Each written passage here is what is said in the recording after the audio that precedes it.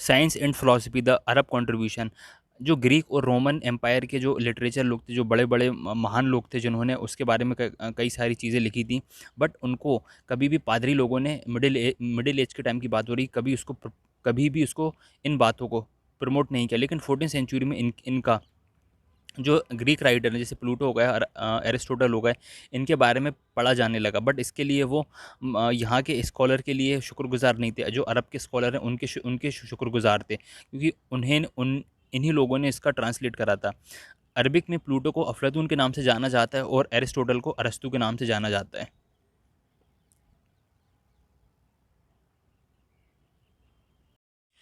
एक और जो यूरोपियन स्कॉलर हैं, अब वो ग्रीक्स के लिटरेचर पढ़ रहे थे, जिनका अरबिक में ट्रांसलेशन करा करा हुआ था। साथ ही इसी के साथ साथ अरबिक और पर्शियन को और आगे भी यूरोप में ट्रांसमिशन किया जा रहा था। अभी बेसिकली लिखा किसके बारे में था, जो लिटरेचर था वो नेचुरल साइंस के बारे में लिखा था, मैथमेटिक्स, एस्ट्रोनॉमी, मेडिसिन और केमिस्ट्री के बारे में लिखा था। टोलेमी एक नाम के व्यक्ति ने, जिनका अल्मेगस नाम की एक बुक लिखी थी, जो कि एस्ट्रोनॉमी के बारे में है 140 में, जिसको बाद में अरबिक में ट्रांसलेट करा था, जिसमें अल का जिक्र आया है, जो कि बताता है उनका मतलब अरबिक कनेक्शन के बारे में इशारा करता है।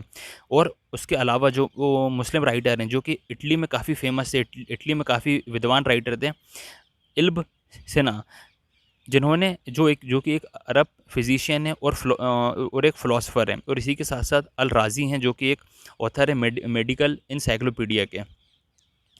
और एक और व्यक्ति हैं इब्न रुशाद, जो कि अरब फ़िलासफ़र हैं स्पेन के, जिन्होंने मतलब जो फ़िलासफ़िकल नॉलेज होता है और जो रिलीजियस बिलीफ होता है, उनके जो बीच में जो तनाव चल रहा था, उसको ख़त्म करने की कोशिश की है। जो उनकी मेथड है, उनकी पॉलिसी, उसको क्रिश्चियन कॉन्सेप्ट में भी अडॉप्ट करने का ट्राई किया है।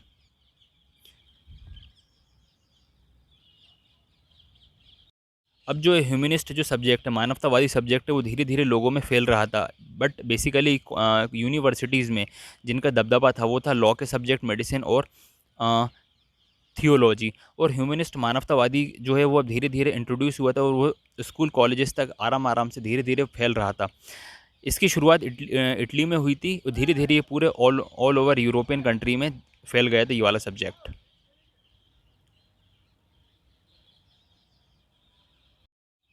Artist and realism. उस टाइम के लोगों में फॉर्मल एजुकेशन देने के लिए सिर्फ ह्यूमनिस्ट ही रास्ता नहीं था। आर्ट, आर्किटेक्चर और बुक्स ने भी इसका मतलब इन सब्जेक्ट ने भी काफ़ी वंडरफुल काम करा था उस टाइम के लोगों में ह्यूमनिस्ट की भावना लाने के लिए।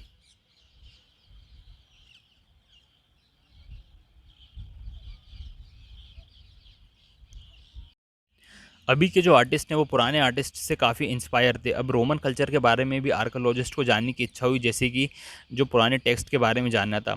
हज़ारों साल बाद जब रोमन एम्पायर ख़त्म हो गया था, जब रोमन साम्राज्य ख़त्म हो गया, तो उसके हज़ारों साल बाद भी जो रोमन एम्पायर से जो हमें मूर्तियाँ मिली हैं, जो मिले हैं, वो भी उनको भी मतलब उनसे उनके जो परफेक्ट स्कल्पचर थे, चाहे वो पुरुष को चाहे वो मेन के हों, उससे इटली के जो स्कल्पचर हैं वो काफ़ी प्रभावित हुए। और एक और स्कल्पचर हैं जो डोनाटेलो, मतलब ये इन्होंने लाइफ लाइक स्टेचू मतलब सजीव मूर्ति बनाकर मतलब इसको एक नया नया रूप दिया स्कल्पचर की दुनिया में।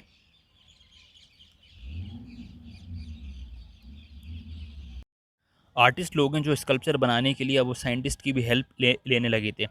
उन्होंने आर्टिस्ट लोगों ने मेडिकल स्कूल के लेबोरेटरी में भी जाना ज़रूरी समझा, क्योंकि उन्हें बोन स्टडी के बारे में भी जानना था। एंडरसन वर्सेल, एक जो कि प्रोफेसर थे मेडिकल के यूनिवर्सिटी ऑफ पेडुआ के, पहले ऐसे व्यक्ति थे जिन्होंने मानव शरीर की काटापीटी करी थी, उसके बारे में पार्ट्स को जानने की शुरुआत की थी। यहीं से शुरुआत हुई थी मॉडर्न फिजियोलॉजी की।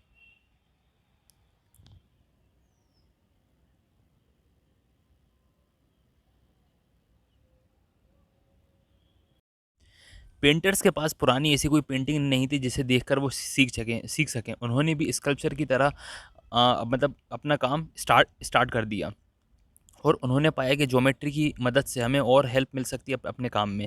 और लाइट के थ्रू, क्वालिटी ऑफ लाइट के थ्रू हम अपनी पिक्चर्स को 3 डायमेंशन की क्वालिटीज़ में बदल सकते हैं। और अब जो है पहले से और ज़्यादा कलर यूज़ होने लगा था। और अब उनकी पेंटिंग्स में और मतलब उनकी ड्रेसेस में चाइनीज़ और पर्शियन की झलक दिखती थी, जो कि उन्हें मंगोलों से प्राप्त हुई थी। एनाटॉमी, ज्योमेट्री, फिजिक्स, इन सब ने बहुत बड़ा कंट्रीब्यूशन दिया था इटालियन आर्ट में, जिसको इन्होंने रियलिज्म का नाम दिया था। और रियलिज्म ये जो दौर है ये 19th सेंचुरी तक रहा था।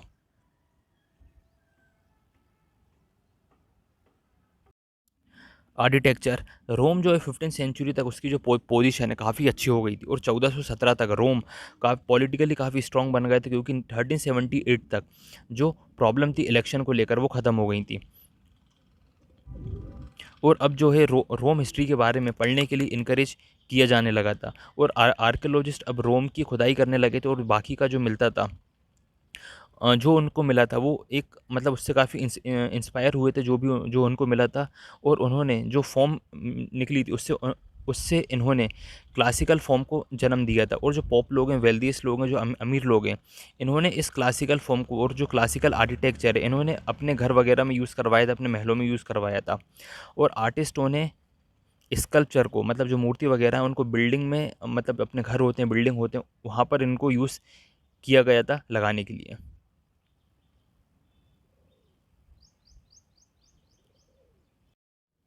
कुछ ऐसे भी लोग बाग थे जो बहुत ही स्किल थे, पेंटर भी थे, स्कल्पचर भी थे और आर्किटेक्ट भी थे, मतलब तीनों क्वालिटी एक एक ही व्यक्ति में थी। और इसका बहुत ही शानदार उदाहरण है माइकल गोनो ब्योनॉर्टी।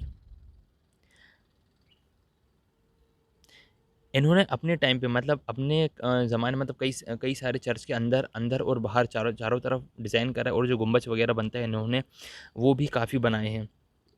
और अब जो है अब जो है समय थोड़ा बदल रहा था। अब जो है आर्टिस्ट की पहचान अब इंडिविजुअली होने लगी थी। अब मतलब उन्हें किसी समाज से किसी ग्रुप के थ्रू नहीं जाना जाता था। मतलब अब अपने पर्टिकुलर काम के थ्रू इंडिविजुअल जाने जाते थे।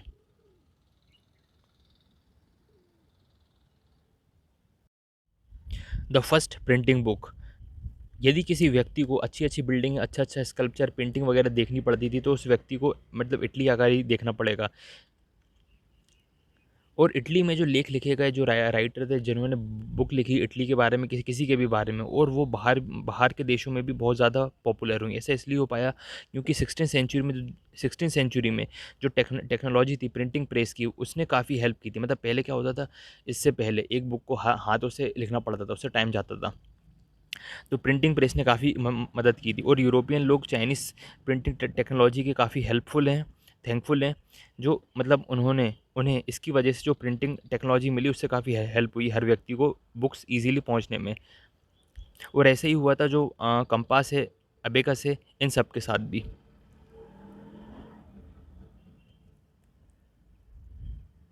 इससे पहले क्या होता था, जो मैन्युस्क्रिप्ट होती थी मतलब हाथ से लिखी जाती थी। 1455 में बाइबल की 150 कॉपी प्रिंट की गई, जो कि एक जर्मन जर्मन व्यक्ति थे जिनकी प्रिंटिंग प्रेस थी, जिसका नाम था जेम्स ग्यूटेनबर्ग। इन्होंने बाइबल की 150 कॉपी प्रिंट की थी।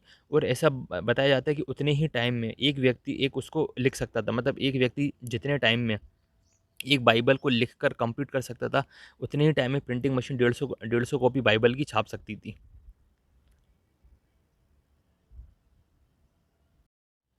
सन 1500 में बहुत सारे क्लासिकल टेक्स्ट छपे थे जो कि इटली भाषा में लिखे गए थे। अब प्रिंटिंग बुक अवेलेबल थी मार्केट में ईज़िली। अब जिसको ज़रूरत है जाके खरीद ले और पढ़ ले। अब जो किसी स्टूडेंट को पर्टिकुलर किसी लिखे हुए नोट्स की ज़रूरत मतलब उस पर डिपेंड नहीं रहना पड़ता था। अब जो है अपने ओपिनियन से इन्फॉर्मेशन है बहुत जल्दी मार्केट में मतलब फैलने लगी थी।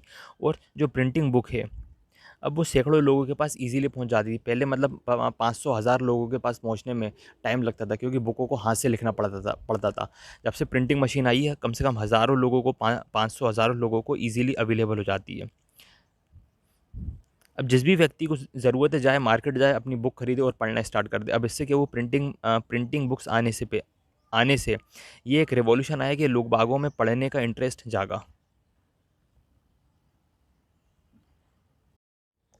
इटली के बाहर जो बुक्स वगैरह जो मानवतावादी किताब हैं, हर हर प्रकार की किताबें वो इटली के बाहर कैसे गईं, उसका सबसे बड़ा रीज़न था कि जो अब प्रिंटेड बुक अवेलेबल थी।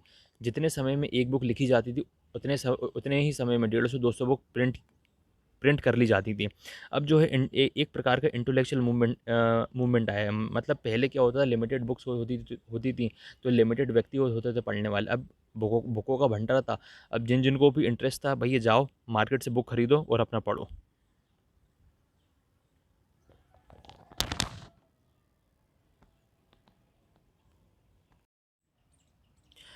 A new concept of human history. Humanist का सबसे बड़ा फीचर ये था कि अब जो लोग मतलब रिलीजियस से मतलब लोग बाग फ्री हो रहे थे कि भैया पर्टिकुलर किसी का मतलब धर्म का नाम दे दिए कि भई तुम्हें ये करना है रिलीजियस में, मतलब रिलीजन के नाम पे जो हर कुछ भी लोगों से करवा लिया जाता था, अब उससे लोग बाग फ्री हो रहे थे। और इटालियन लोग अट्रैक्ट हो रहे थे जो मटेरियलिस्टिक चीज़ें, जैसे हेल्थ हेल्थ हो गया, वेल्थ हो गया, बड़ा घर हो गया, गाड़ी बंगला, इस प्रकार से जो भी है उस टाइम पे बैलगाड़ी चलती थी, घोड़ा गाड़ी, टांगा। तो ये जो बड़ी-बड़ी चीज़ें, इन सब से काफ़ी इंस्पायर हो रहे थे। अब इसका मतलब ये नहीं कि वो इर्रिलीजियस हो रहे थे, अधार्मिक बन रहे थे, लेकिन वो अपना रिलीजियस भी थे। एक ह्यूमनिस्ट हैं वैसे इनके फ्रांसिस्को बारबारो। उनका ऐसा मानना था, उन्होंने अपनी किताब में लिखा, मतलब जो व्यक्ति संपत्ति इकट्ठी करता है, प्रॉपर्टी इकट्ठी करता है, मतलब वो इन्होंने इन सब चीज़ों को एप्रिशिएट किया। और एक और राइटर हैं लॉरेंस वल्ला, उनकी उन्होंने बोला कि हिस्ट्री जो है हमें आगे चल के मतलब जीवन में आगे क्या करना है, जीवन आगे कैसा हो सकता है, हिस्ट्री हमें कुछ ना कुछ सिखाती है। और उन्होंने अ, क्रिश क्रिश्चियनिटी को इस बेसिस पे क्रिटिसाइज़ करा है कि जो लोग मतलब पादरी लोग होते हैं, अपने प्लेज़र के लिए अपना फ़ायदा वगैरह उठाते हैं, और उन्होंने इन सब चीज़ों का काफ़ी क्रिटिसाइज़ किया। अब लोग बाग धीरे-धीरे मतलब सभ्य बन रहे थे कि अब उन्हें पता चल रहा था कि भई ये पोलाइटली कैसे बोला जाता है, कपड़े किस तरीके से पहना जाते हैं। अब धीरे-धीरे कल्चर थोड़ा बदल रहा था और इंसान थोड़ा सभ्य बन रहा था। ह्यूमनिज़्म का मतलब था कि सिर्फ़ व्यक्ति अपने जीवन पर भी ध्यान दे, मतलब अपने जीवन का मूल उद्देश्य उसको जाने, उस पर ध्यान दे, सिर्फ़ पावर और पैसे पर ध्यान ना दे। ऐसा ऐसा इसीलिए कहा गया था। पहले की सोसाइटी 3 पार्ट्स में डिवाइड थी, उसके खिलाफ मतलब उसके अगेंस्ट थी ये वाली बात कि पहले जो 3 पार्ट्स में डिवाइड थी कि भई एक पादरी होगा, एक बिज़नेसमैन लोग होंगे, अमीर लोग होंगे, उनके नीचे जो आम लोग होंगे और दास लोग होंगे। इस कैटेगरी के मतलब इस कॉन्सेप्ट के खिलाफ थी ये वाली बात।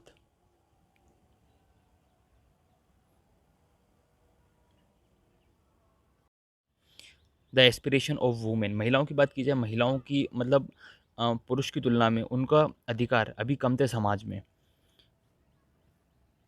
फैमिली के सारे डिसीज़न पुरुष ही लेता था। और एजुकेशन की बात है, मतलब एजुकेशन भी उस टाइम पे सिर्फ़ लड़कों को ही दी जाती थी। और किसी एक लड़के को, छोटे लड़के को मतलब धर्म से रिलेटेड बातें भी सिखाई जाती थी, जैसे किसी उसको चर्च वगैरह से जुड़वा दिया। जो प्रीस्ट है, पादरी हैं, उनसे मतलब जो संस्था है, जो भी उनको सिखाते हैं वहाँ पर, उनसे जुड़वा दिया। और और अभी भी मतलब जब शादी वगैरह होती थी, तो दहेज का जो पैसा मिलता था उसको फैमिली बिजनेस में लगाया जाता था। और महिलाएं बेसिकली बिजनेस में मतलब चाहे वो घर में भी इंटरफेयर नहीं करती थी, चाहे घर के डिसीजन से उसका पुरुष ही करते थे, और अपने हस्बैंड का कोई बिजनेस वगैरह हो तो उस पर भी महिलाओं का कोई इंटरफेयर नहीं होता था। शादी जो होती थी बराबरी वालों में होती थी, मतलब थोड़ा मतलब जो जो स्ट्रॉन्ग परिवार है, जो अपने साथ वाले हैं, उनके साथ होती थी।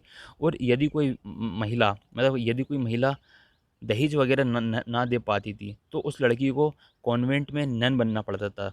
कॉन्वेंट का मतलब होता है कि जहाँ नन लोग रहती हैं। मतलब जो स्कूल देखते हैं ना कि कॉन्वेंट स्कूल, ये स्कूल, वो स्कूल, कॉन्वेंट का बेसिकली मतलब होता है जहाँ नन लोग रहती हैं, उन्हें उसे कॉन्वेंट कहते हैं। और जहाँ पे मोंक लोग रहते हैं उसे मोनेस्ट्री कहते हैं। और इस प्रकार से महिलाओं का मतलब जो रोल है वो थोड़ा लिमिटेड था।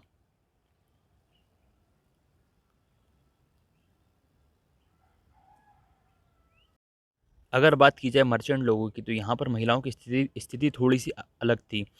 जो मतलब शॉपकीपर की दुकान है, जो शॉपकीपर वगैरह चलाते हैं, यहाँ उनकी महिलाएँ उनकी हेल्प करवाती थी, मतलब जो किराने की दुकान होती है, उसमें हेल्प करवाती थी। जो बैंकर वगैरह होते हैं, मर्चेंट होते हैं, सेठ साहूकार होते हैं, उनकी वाइफ़ भी हैं, वहाँ पर महिलाएँ थोड़ी हेल्प करवाती थीं। यदि किसी मतलब घर में किसी व्यक्ति जो पुरुष है, वो कहीं किसी काम के सिलसिले में, बिज़नेस के सिलसिले में आउट ऑफ शहर गया है, तो ऐसे में भी महिलाएँ ही पूरा कारोबार सँभालती थीं। यदि किसी व्यक्ति की मृत्यु हो जाती थी, तो ऐसी कंडीशन में महिलाएँ बिज़नेस को सँभाल लेती थीं। लेकिन कुछ महिलाएँ ऐसी थीं, वो थोड़ी क्रिएटिव थीं और सेंसिटिव थीं और मतलब इन सब चीज़ों के खिलाफ थीं कि भैया महिलाओं को पढ़ाया नहीं जाता, पुरुष को पढ़ाया जाता है और महिलाओं के राइट्स थोड़े थोड़े कम हैं। और ऐसी ही एक महिलाएँ हैं कैसेंड्रा फेडेल। ये एक ऐसी महिला हैं, इन्होंने कहा कि भैया मतलब इन्होंने महिलाओं के हक़ के लिए आई थी कि भैया महिलाओं को भी पढ़ाना चाहिए, उनको भी स्कूल जाना चाहिए, सीखना चाहिए, उनके पास भी कैपेसिटी है। और ये फेडेल जो हैं वो काफ़ी फ़ेमस थी ग्रीक और लैटिन में। और एक बार इन्हें यूनिवर्सिटी ऑफ पेडुआ भी इनवाइट किया गया था कि आइए और अपना कुछ प्रेजेंटेशन दीजिए इसी के ऊपर, जो महिलाओं को पढ़ाया जाता है नहीं पढ़ाया जाता है इसके ऊपर।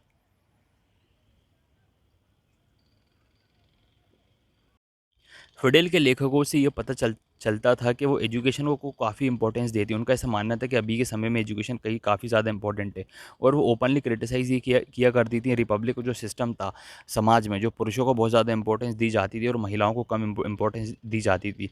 और एक और ऐसी महिलाएं थीं, अ, मार मार्चेस ऑफ मेंटोरा में इसाबेला इसाबेला एस्टे। तो उन्होंने अपने शासन मतलब अपने शासन में अपने हस्बैंड की एब्सेंस में उन्होंने शासन किया था। मेंटुआ एक छोटा-सा स्टेट है, वहाँ पर इन्होंने बहुत अच्छे अच्छे से शासन किया था। इन्होंने भी महिलाओं को काफ़ी सपोर्ट किया था, जो समाज में पुरुषों को बहुत ज़्यादा इम्पोर्टेंस दी जाती है और महिलाओं को कम इम्पोर्टेंस दी जाती है। इन्होंने भी महिलाओं के बराबरी के लिए बात कही थी।